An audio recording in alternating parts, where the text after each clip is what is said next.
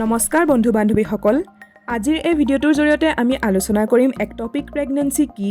আৰু ইয়াৰ লক্ষণ তথা ট্ৰিটমেণ্টসমূহৰ বিষয়ে সাধাৰণতে এটা নৰ্মেল প্ৰেগনেন্সিত ডিম্বাণু আৰু শুক্ৰাণুৰ মিলন ফেলোপিয়ান টিউবতে হয় আৰু সেই ফেলোপিয়ান টিউবতে ডিম্বাণু আৰু শুক্ৰাণুৰ নিষেচন ঘটে আৰু সেই নিষেচিত হোৱা ভ্ৰূণটো ফেলোপিয়ান টিউবৰ জৰিয়তে লাহে লাহে গৰ্ভাশয়লৈ গতি কৰে আৰু গৰ্ভাশয়তে সেই ভ্ৰূণটোৰ 9 মাহলৈকে বিকাশ হয় কিন্তু একটপিক প্ৰেগনেন্সিত ডিম্বাণু আৰু শুক্ৰাণু ফেলোপিয়ান টিউবতে মিলন হয় আৰু সেই ফেলোপিয়ান টিউবতে ডিম্বাণু আৰু শুক্ৰাণুৰ নিষেচনো ঘটে কিন্তু সেই নিষেচিত ভ্ৰূণটো ফেলোপিয়ান টিউবৰ জৰিয়তে গৰ্ভাশয়লৈ গতি কৰিব নোৱাৰে যাৰ বাবে সেই ভ্ৰূণটোৰ বিকাশ ফেলোপিয়ান টিউবতে হ'বলৈ আৰম্ভ কৰে ইয়াকে কোৱা হয় একটপিক প্ৰেগনেন্সি এতিয়া ইয়াৰ লক্ষণসমূহ চাবলৈ গ'লে একটপিক প্ৰেগনেন্সিৰ লক্ষণসমূহ গৰ্ভাৱস্থাৰ 6 পৰা 12 সপ্তাহৰ ভিতৰত গম পোৱা যায় কিছু সংখ্যক মহিলাৰ শৰীৰত ইয়াৰ লক্ষণসমূহে দেখা নিদিয়ে বা তেওঁলোকে ইয়াৰ লক্ষণসমূহ ধৰিব নোৱাৰে সেই কাৰণে প্ৰেগনেন্সি টেষ্ট পজিটিভ হোৱাৰ লগে লগে ডক্টৰৰ ওচৰত চেকআপ কৰোৱাটো বহুত জৰুৰী হয় আৰু যিকোনো ধৰণৰ লক্ষণে দেখা দিয়াৰ লগে লগে নিজৰ ডক্টৰৰ লগত আলোচনা কৰাটো জৰুৰী হয়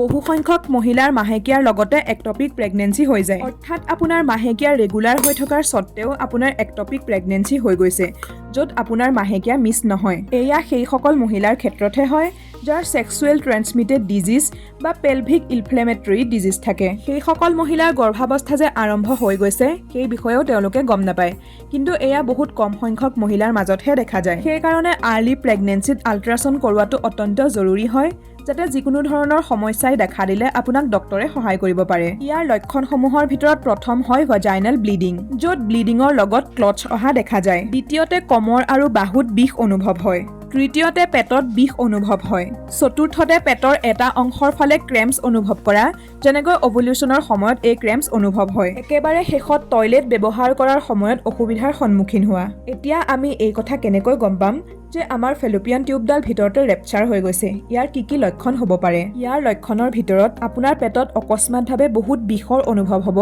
যি একেবাৰে অসহনীয় বিষ হ'ব সেই সময়ত আপোনাৰ একেবাৰে নৰ্মেল ডেলিভাৰী হোৱাৰ সময়ত হোৱা বিষৰ দৰে অনুভৱ হ'ব বহুত মূৰ ঘূৰণি হোৱা বেহুচ হৈ যোৱা নিজকে ৰুগীয়াৰ দৰে অনুভৱ কৰা শৰীৰ হালধীয়া হৈ পৰা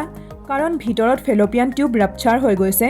যাৰ কাৰণে ভিতৰত হেভি ব্লিডিং হৈ গৈছে সেই কাৰণে শৰীৰটো হালধীয়া হৈ পৰিব এতিয়া আমি আলোচনা কৰিম ইয়াৰ ট্ৰিটমেণ্টছৰ বিষয়ে এই ক্ষেত্ৰত মই আপোনালোকক জনাব বিচাৰিম যদি অতি সোনকালে আপোনালোকে নিজৰ একটপিক প্ৰেগনেন্সিৰ বিষয়ে গম পায় তেন্তে এই প্ৰেগনেন্সিটো ফেলোপিয়ান টিউবৰ ভিতৰতে ছাছপেণ্ড কৰি দিব পৰা যায় ই এক নন চাৰ্জিকেল প্ৰক্ৰিয়া হয় য'ত আপোনাক ডাক্তৰে ইনজেকশ্যন দিব ইয়াত আপোনাৰ ফেলোপিয়ান টিউবডালো বাচি যাব আৰু আপোনাৰ প্ৰেগনেন্সিটো ছাছপেণ্ড হৈ যাব এতিয়া আমি সেই সকল মহিলাৰ বিষয়ে আলোচনা কৰিম যি নিজৰ একটপিক প্ৰেগনেন্সিটো ধৰিব নোৱাৰে আৰু যাৰ টিউবডাল ভিতৰতে ৰাপচাৰ হৈ যায় এইটো এটা ডেঞ্জাৰাছ ঘটনা হয় য'ত আপোনাক ইমাৰ্জেঞ্চিভাৱে ডক্টৰৰ ওচৰলৈ লৈ যোৱা হ'ব কিছুমান ব্লাড টেষ্ট আৰু ছ'ন'গ্ৰাফিৰ জৰিয়তে ডক্টৰে এই কথা গম পাব